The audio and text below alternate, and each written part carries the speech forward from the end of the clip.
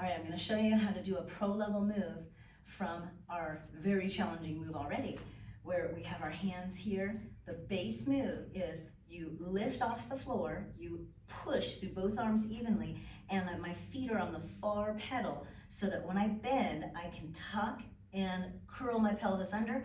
When I straighten my legs, I point and I lift and I flex my thoracic spine. This is the base move, which I know is already really challenging, but do you want to make it harder? Here's how you do it. When you pull, you start it here, you take the other leg forward, you touch both elbows, both forearms, and you reach. Now when you come around, you never release this left leg. I'm gonna come across. Now I'm not on the floor with my pedal, and I'm gonna reach.